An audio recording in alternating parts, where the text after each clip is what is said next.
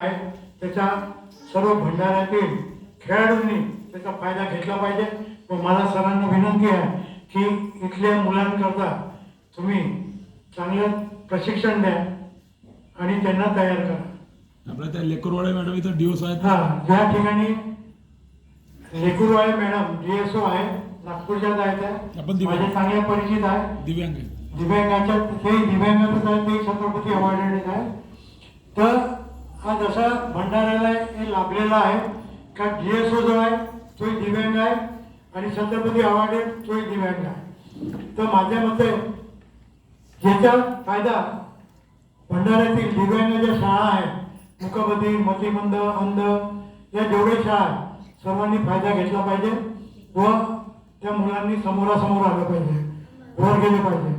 आपल्या special Olympic मतिमंद मुलांकरता एक special Olympic event राहतो, त्याच्यानंतर मुकबधीर करता डफ अँड डमच्या स्पर्धा राहतात, अंधांकरता व्हिज्युअल ब्लाइंड यांच्या स्पर्धा राहतात, पॅरा ऑलिम्पिक याच्या स्पर्धा राहतात। काही अंशी पॅरा ऑलिम्पिकमध्ये सुद्धा डफ अँड डम व ब्लाइंड या पोरांचा समावेश असतो त्यांच्या कॅटेगरीनुसार। मतिमंदाचे हे स्पोर्टिंगची कॅटेगरी आहे, ते पोरं स्विमिंगमध्ये उतरू शकतात। तर माझी विनंती हेच आहे की आम्ही तर तयार आहोत, आम्ही कधी तुम्ही अर्ध्या रात्री बोलवा आम्ही खेळायला।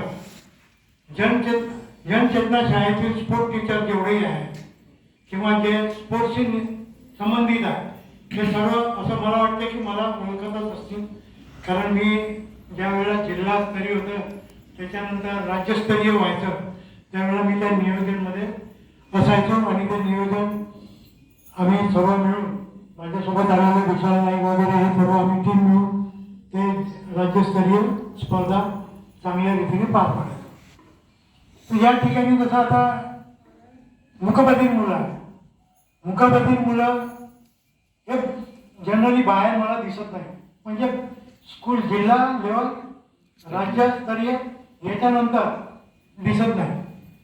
तर या मुलांकरता प्लॅटफॉर्म आहे, या मुलांकरता प्लॅटफॉर्म आहे, तो प्लॅटफॉर्म आम्ही उपलब्ध करून देऊ। आमच्याशी संपर्क नेहमी साधत राहू। तर आम्हाला कोणत्याही पोराची जर अडचण असेल, कोणी खेळायला चाललाय वंचित आहे जाऊ शकत नाही, त्याला सुद्धा मदत करण्याची आम्ही पुरेपूर प्रयत्न करू। आणि जसं नागपुरातली मुलं इकडे तिकडे जातात तसं माझी अशी इच्छा आहे की भंडाऱ्यातूनही मुलं वरच्या लेवलवर पोचले पाहिजे। त्याकरता जी काही मदत राहील लागली ती मदत मी करायला तयार आहे। आणि डीएसओ आपल्या ग्राउंड घ्या त्यांच्याकडनं, त्यांना मदत मागा, त्यांना सांगा उपासनी सरांनी आम्हाला तुम्हाला भेटायला सांगितलं त्या तुम्हाला नाही म्हणणार नाही एवढी मी तुम्हाला गॅरंटी देतो। आणि स्पोर्ट्समध्ये जास्तीत जास्त नाव भंडारा जिल्ह्यातील येईल अशी मी अपेक्षा बाळगून आपले 2 शब्द संपवतो।